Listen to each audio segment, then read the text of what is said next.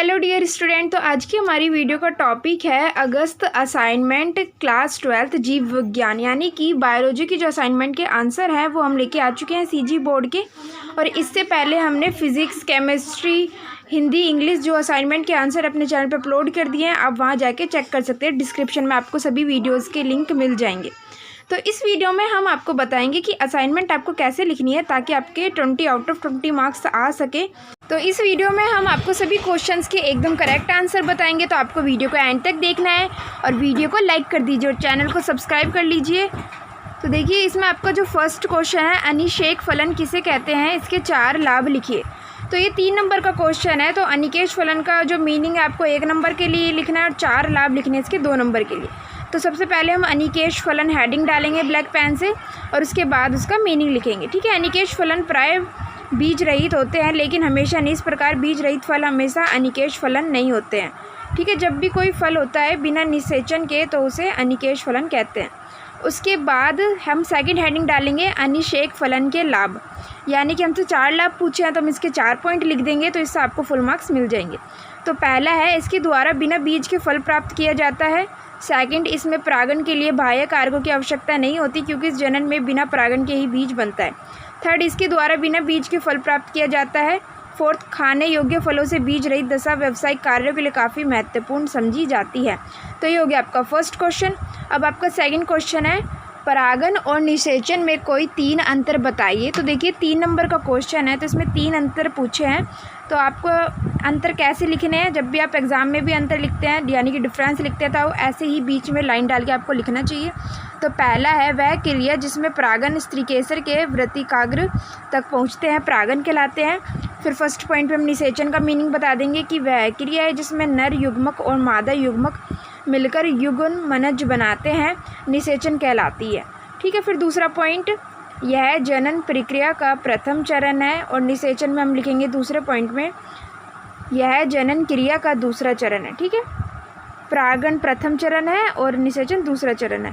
Third point, परागण क्रिया 2 प्रकार की होती है, स्वपरागण और परपरागण, और निषेचन क्रिया भी 2 प्रकार की होती है, बाह्य निषेचन एवं आंतरिक निषेचन। तो ये हो गया आपके असाइनमेंट का सेकंड क्वेश्चन 3 नंबर के लिए। उसके बाद देखिए, जो क्वेश्चन नंबर 3 है उसमें आपको डायग्राम बनाना है। ठीक है, एक प्रारूपिक भ्रूणकोश का नामांकित चित्र बनाकर निम्नलिखित को नामांकित कीजिए।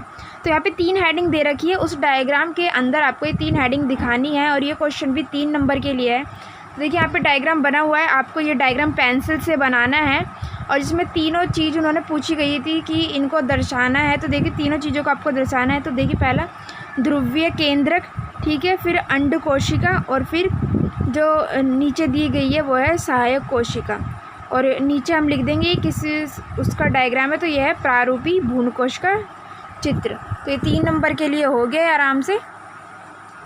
अब उसके बाद नेक्स्ट क्वेश्चन आ जाता है असाइनमेंट का 4th क्वेश्चन। तो इसमें पूछे काउपर्स एवं बर्थोलिन ग्रंथियाँ कहाँ स्थित होती हैं, इनके क्या कार्य हैं। तो पहले तो हमें बताना है, पहले हम लिखेंगे काउपर्स ग्रंथि के बारे में। काउपर्स ग्रंथियाँ पुरुष प्रजनन प्रणाली को एक्सोक्राइन ग्रंथियाँ हैं। ये ग्रंथियाँ प्रोस्टेट के पीछे स्थित होती हैं।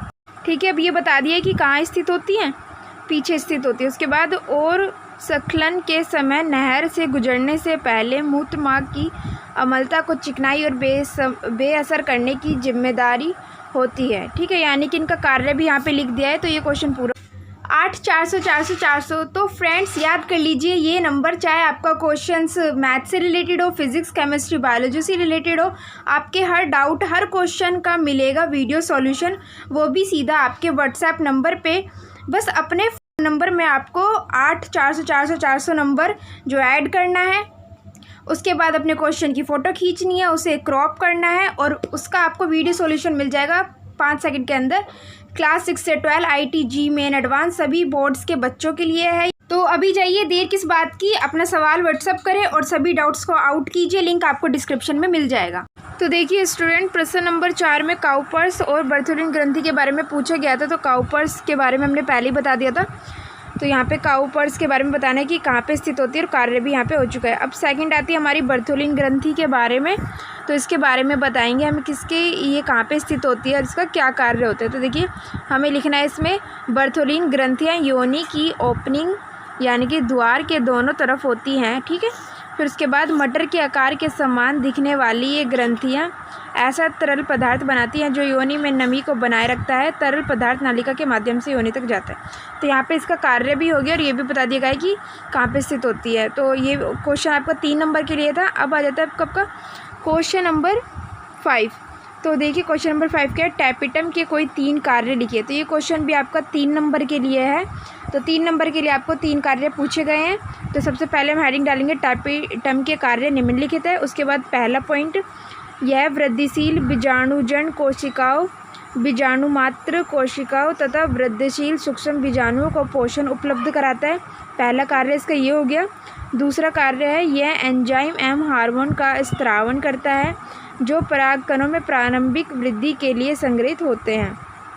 उसके बाद इसका तीसरा जो कार्य हो गया, प्रोबिस्काय उत्पन्न करता है जो परिपक्व परागण की बाह्य भित्ति के निर्माण के लिए सवोरोपोलेनिन तथा अन्य पदार्थ उपलब्ध कराते हैं। तो ये हो गया आपका 5वें क्वेश्चन का उत्तर। 3 नंबर के लिए 3 कार्य।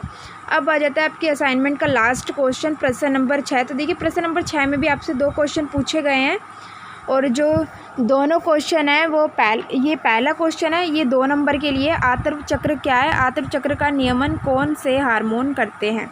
तो पहले हमें आतर्व चक्र का ये अर्थ बताना है। तो इसमें लिखेंगे, मादाओं में अंडाणुओं का निर्माण 28 दिन के चक्र में होता है जिसे आतर्व चक्र कहते हैं, ठीक है। अब इसका नियमन कौन से हार्मोन करते हैं, तो LH हार्मोन और FSH हार्मोन। उसके बाद प्रश्न नंबर 6 का ही जो दूसरा प्रश्न पूछा गया है, शुक्राणु जनन एवं अंड जनन में कोई 3 अंतर बताने हैं। तो ये क्वेश्चन 3 नंबर के लिए है।